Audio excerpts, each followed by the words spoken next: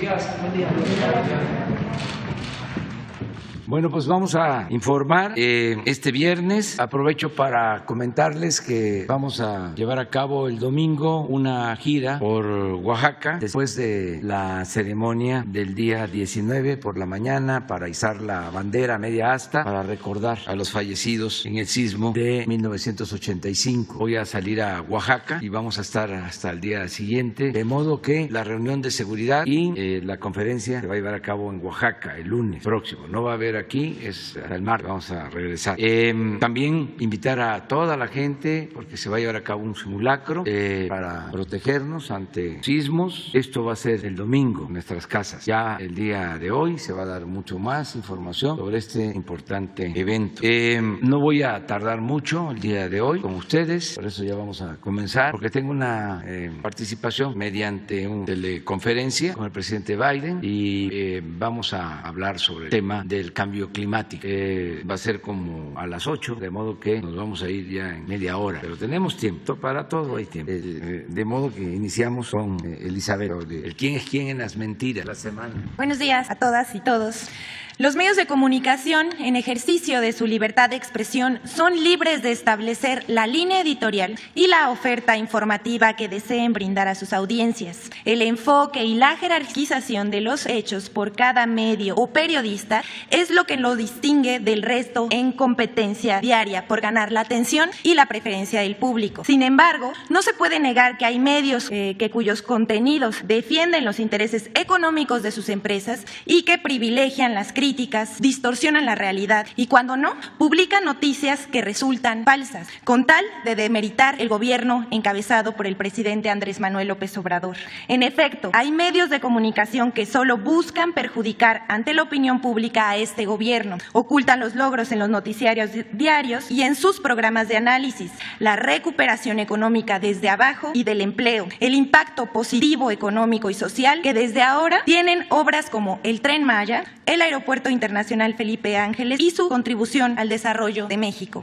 Pero también hay periodismo equilibrado y profesional. Bueno, ahora vamos a pasar a nuestra sección. La primera nota de reforma sobre el sistema Cutzamala, en la que falsea información para provocar miedo. En una nota publicada el 13 de septiembre pasado por el periódico Reforma y titulada "Falla en Cutzamala obligaría a paro completo", se afirma que además de los efectos de la sequía, el suministro de agua a través del sistema Cutzamala es vulnerable a una falla súbita, porque a partir de la planta potabilizadora Los Berros solo tiene una línea de conducción hacia la capital del país, lo que causaría el desabasto de agua en la Ciudad de México. Esto es lo que dice la nota, pero es falso que haya una sola línea de conducción de alta presión del sistema Cutzamala a la Ciudad de México. Es información vieja en la que Reforma basa su información alarmista. Desde junio, la Comisión Nacional del Agua informó que concluyeron los trabajos de interconexión de las dos líneas de alta presión en la planta de bombeo 5 del sistema Cutzamala, lo que significa que no hay riesgo de falla en el suministro de agua para el Valle de México, la cual se encuentra asegurada. Además,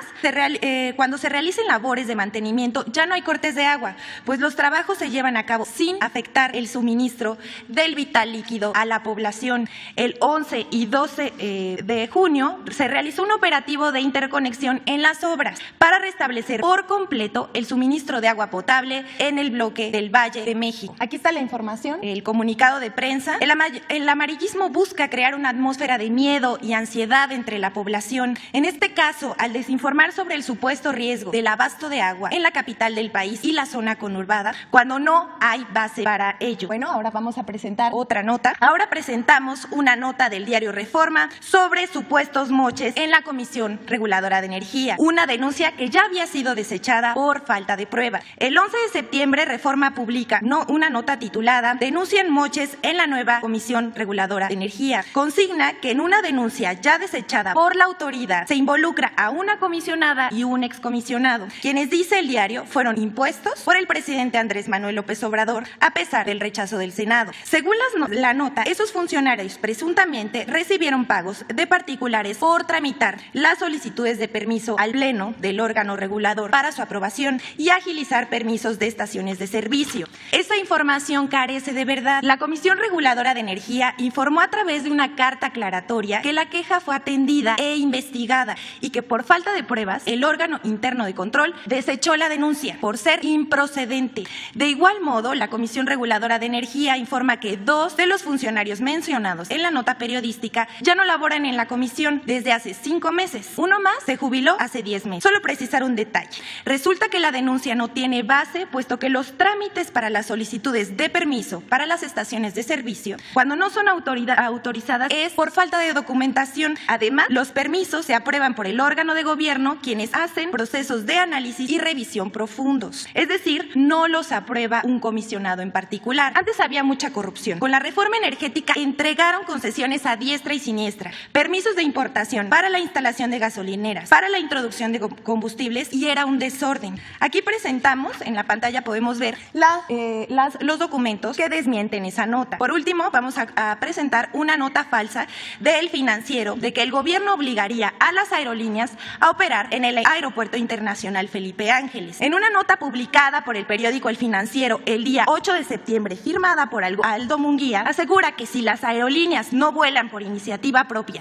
en el Aeropuerto Internacional Felipe Ángeles en Santa Lucía, el gobierno limitará los vuelos en el Aeropuerto Internacional de la Ciudad de México a 61 operaciones por hora. El tope máximo de vuelos que deberían permitirse, pero que fue rebasado desde 2013. La información publicada en El Financiero es falsa. El límite de 61 operaciones por hora en el Aeropuerto Internacional de la Ciudad de México es algo establecido desde hace años y que debe ser cumplido. No es algo nuevo. Varios medios y comunicadores reprodujeron la nota falsa del Financiero. Por ejemplo, El Economista, Reforma y López Dóriga. Incluso la periodista Denise Dresser aseguró que en su artículo El mamut mexicano se refiere a ello, que es más que un análisis, parece la introducción a un melodrama televisivo. Dresser escribe: o cooperas o te corto el cuello, o juegas conforme a mis reglas o te arruino, o haces lo que yo te ordene o tu sufrimiento será aún mayor. Este es el mensaje que la administración de López Obrador manda todos los días y es amenazante. Esto dice la periodista comentarista. Y dice que el ejemplo más reciente es lo que va a hacer con el Aeropuerto Felipe Ángeles, de obligar a las aerolíneas a trasladarse a Santa Lucía. También menciona de una posible interferencia entre ambos aeropuertos. Esto también es falso, como lo ha demostrado en repetidas ocasiones el subsecretario de Comunicaciones y Transportes, Carlos Morán. El Aeropuerto Internacional Felipe Ángeles estará equipado con la más alta tecnología para brindar la mayor seguridad en las operaciones aéreas, al impulsar el crecimiento futuro del tráfico aéreo en el Valle de México, tanto para pasajeros como para mercancías, con un horizonte de más de 50 años, y podrá atender a 85 millones de pasajeros. La Secretaría de Comunicaciones y Transportes dejó en claro que la puesta en marcha del Aeropuerto Internacional Felipe Ángeles busca equilibrar el sistema de operaciones aéreas en el Aeropuerto Internacional de la Ciudad de México, el cual tiene como límite un total de 61 operaciones por hora. El Gobierno de México invita a las aerolíneas nacionales e internacionales a que conozcan las bondades y ventajas que representa un nuevo aeropuerto como el de Felipe Ángeles por su alta tecnología y modernidad. Varias aerolíneas han expresado su disposición para trasladar operaciones y las autoridades del Aeropuerto Internacional tendrán comunicación abierta con las empresas para que puedan acceder al nuevo aeropuerto. Aquí tenemos los datos reales, lo que sí dice. Primero, en ningún momento se informó que las aerolíneas se le limitaran las operaciones al Aeropuerto Internacional de la Ciudad de México para forzarlas a operar en Santa Lucía. Segundo, se informó que el Aeropuerto Internacional de la Ciudad de México se va a respetar la capacidad de 61 operaciones por hora, de conformidad a la declaratoria que además está publicada en el Diario Oficial de la Federación desde 2014. Cabe aclarar que con el número de operaciones se ha llevado a cabo siempre la planeación en la asignación de los slots del Aeropuerto Internacional de la Ciudad de México. Y por último, lo que ha sucedido es que el aeropuerto de la Ciudad de México está saturado, lo que afecta la calidad de los servicios a los usuarios con demoras y envíos a terminales remotas. Hasta aquí nuestra sección. Muchas gracias. Gracias, señor presidente. Pero yo voy a comentar sobre esto.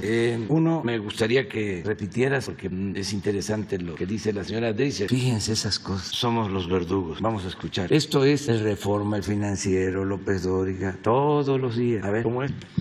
La comentarista Denise Dresser escribe en su columna, parece un melodrama televisivo, dice: o cooperas o te corto el cuello, o juegas conforme a mis reglas o te arruino, o haces lo que yo te ordene o tu sufrimiento será aún mayor. Bueno, este es el mensaje que manda la administración de López Obrador. Dice, manda todos los días y es amenazante. Bueno, también dice que el ejemplo más reciente es lo que va a hacer con el aeropuerto Felipe Ángeles a las aerolíneas a trasladarse a Santa Lucía. Bueno, aquí está. Dice, bueno, al final remata, no busca crear incentivos para la colaboración. Lo suyo siempre acaba siendo una estrategia de intimidación. No gobierna convenciendo, gobierna amedrentando. Eso es la objetividad, el profesionalismo, la seriedad. Pero vamos a continuar así. Me refiero a que nadie va a ser censurado. Van a garantizar siempre las libertades. Nada más vamos a seguir ejerciendo nuestro derecho de réplica. Lo otro también es interesante, lo del aeropuerto. A nadie se está obligando. Esa es una gran mentira. A nadie se obliga. Nada por la fuerza, todo por la razón y el derecho. La señora Dresser debería de poner un ejemplo. Uno, porque el periodismo requiere de ética para dar a conocer a quién se le obligó o a quién ya se le mandó a decir que si no operan en Santa Lucía se van a limitar sus vuelos. ¿Saben cómo surge lo de las limitaciones de los vuelos? Porque es muy interesante. También para dar a conocer el doble discurso, la hipocresía. Esa medida la tomaron, como se advierte, en 2014 y tiene un antecedente que es importante que se conozca. La anterior no, la del Financiero sobre esa, pero tienen un resumen ustedes. Sí, esa. Esta declaratoria es del 2014. Se hace para reforzar la construcción del aeropuerto de Texcoco. Casi al mismo tiempo se cierra el aeropuerto de Toluca. Diría que de manera intencional se saturó el aeropuerto de la Ciudad de México para justificar la construcción del nuevo aeropuerto de Texcoco. Ese es el antecedente. ¿Ustedes creen que el Reforma, el Financiero, etcétera, etcétera, hablaron de este manejo? De cómo de repente dejaron de llegar vuelos a Toluca y se estaba utilizando ese aeropuerto y se cerró para justificar la construcción del aeropuerto de Texcoco, para justificar el atraco, el negocio, el robo, la corrupción. Pero en ese entonces la complicidad era total, absoluta de los medios de información. Todos callaban. Entonces era mi comentario. Nadie va a ser obligado a operar en Santa Lucía. Ya hay, desde luego, solicitudes porque estamos hablando del aeropuerto más avanzado, más moderno de México y uno de los mejores aeropuertos del mundo. Entonces van las líneas aéreas a buscar operar en el aeropuerto de Santa Lucía. Nada más aclarar esto. Es mucho el coraje, andan de mal humor, deberían de serenarse, tranquilizarse, porque lo que no se debe de hacer en la vida pública, en la política, en el periodismo, y hay que cuidar eso, es el ridículo. Por mucho coraje que haya, se tiene que buscar la serenidad, aunque se tenga el corazón caliente, la cabeza fría, porque estamos hablando de publicaciones famosísimas y periodistas famosísimos, hasta académicos con doctorado, y cuando alguien se entrega, decía un crítico, por entero a la mentira, pierde hasta la imaginación y el talento. Por eso, tranquilos, somos distintos, tenemos diferencias, son dos proyectos distintos y contrapuestos de nación. Entonces vamos a seguir en el debate, porque esto es muy bueno para México, es muy conveniente. Así es la democracia. Cuando hablan de que se polariza, la democracia significa libertad y significa ejercer el derecho a disentir. No es pensamiento único. Imagínense que todos pensáramos de la misma forma, pues ya no estaríamos hablando de democracia, estaríamos hablando de un sistema político autoritario, de una dictadura. Pues la democracia es pluralidad, es escuchar todos los puntos de vista, sin el uso de la fuerza, sin la violencia. Eso es muy importante. Buen día, presidente. Nancy Flores, de la revista Contralínea. Presidente, el Instituto Nacional de la Transparencia y Acceso a la Información, INAI, abrió un expediente en su contra, una investigación previa, porque supuestamente el INAI, usted habría revelado datos personales de la persona moral Mexicanos contra la Corrupción y la Impunidad en su conferencia de prensa del 7 de mayo pasado, cuando usted dio a conocer aquí en el Palacio Nacional que había enviado el gobierno de México una nota diplomática a la Embajada de Estados Unidos para conocer por qué se estaba financiando a esta organización que creó el empresario Claudio X González Guajardo, uno de los principales opositores a su gobierno y, bueno, Mexicanos contra la Corrupción también opositora a los principales proyectos de su gobierno. Nosotros en Contralínea tuvimos conocimiento de esta investigación, de esta indagatoria, porque el INAI, el órgano autónomo, nos está pidiendo que coadyuvemos con esta investigación, pero más grave aún, presidente, nos está pidiendo que revelemos las fuentes de información de los reportajes que publicamos previo a esa conferencia, donde documentamos que la Embajada de Estados Unidos era el principal financiador de Mexicanos contra la Corrupción corrupción en 2019 y 2020. Además, que esta organización estaba mandando fondos millonarios a cuentas bancarias en Suiza, que también trasladaba recursos de Mexicanos contra la Corrupción a otras organizaciones del mismo grupo empresarial como Mexicanos Primero, y que incluso estaba transfiriendo recursos a inmobiliarias. Presidente, la pregunta es si usted estaba enterado de esta indagatoria en su contra y pues cuál es su opinión al respecto, y si la Embajada de Estados Unidos ya respondió a esa nota diplomática. No sabía que estuviesen haciendo esa investigación. No me extraña, porque tanto esta organización en favor de la corrupción, ¿cómo se llama? Mexicanos contra la Corrupción y la Impunidad. Yo digo a favor de la corrupción, porque es una tapadera. Están financiados por el gobierno de Estados Unidos y esa es su función, cubrir, tapar la corrupción de México. Desde hace tiempo, imagínense, el señor Claudio X González es hijo del señor Claudio X González, que fue asesor económico de Carlos Salinas de Gortari cuando se llevaron a cabo las privatizaciones, y ellos se beneficiaron con la privatización de la industria eléctrica. Además, fue durante mucho tiempo el presidente del Consejo Coordinador Empresarial, una especie de Fidel Velázquez, del finado Fidel Velázquez, pero del sector empresarial, y el hijo pues ha seguido el mismo camino. El señor Claudio, papá, fue el que le recomendó al presidente Peña Nieto que aumentara el precio de la gasolina al doble. Todo esto lo puedo probar, yo nunca digo nada que no sea cierto. Y lo que es increíble es que le hicieron caso, y de 10 pesos litro pasó a 20. O sea, le hicieron caso. Me acuerdo que un poco el argumento era: ¿para qué aumentar impuestos? Mejor aumenten el precio de las gasolinas, y así el gobierno va a tener más dinero. Es convertir una gasolinera en una receptoría de rentas. Brillante idea. Pues tenían una influencia tremenda. Yo pues fui víctima de ellos desde hace tiempo,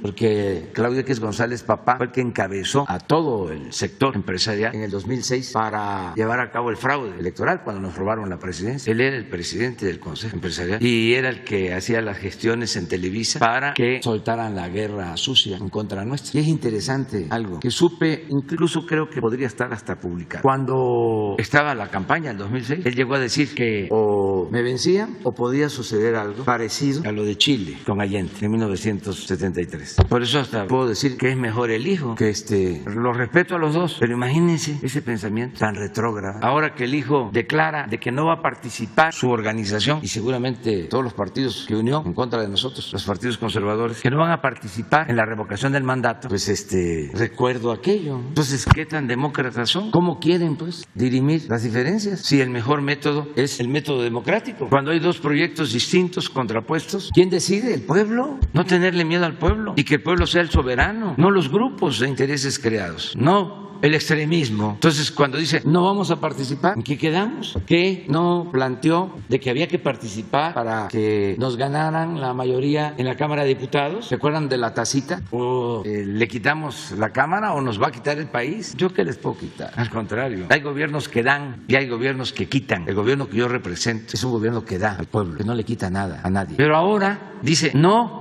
porque se va a polarizar México si participamos en la revocación del mandato. Entonces, ¿cómo es que no están de acuerdo conmigo? ¿Y cómo es que me quieren quitar? ¿Cuál es el medio que van a utilizar? ¿Van a seguir con la guerra sucia? ¿Por qué no participan en la revocación del mandato? Ahí se le va a preguntar a la gente: ¿quieres que siga el presidente o que se vaya? Y hay que tenerle confianza al pueblo. Y si ellos tienen la razón, y si está muy mal el país y muy mal el gobierno, pues la gente va a decir: ya, a Palenque. Pero esa investigación seguramente la están llevando a cabo, porque también ellos fueron los que crearon esos organismos para simular lo de la transparencia durante el periodo neoliberal, para mandar el mensaje, la idea de que se combatía la corrupción. Mientras estaba el saqueo, estaban estos organismos creados por ellos, que nos cuestan muchísimo, 1,000 millones de pesos al año, porque esos consejeros de la transparencia fueron también de los que se ampararon. Esos ganan como 300,000 pesos mensuales y están al servicio de estos grupos, de Claudio X González. Pero bueno,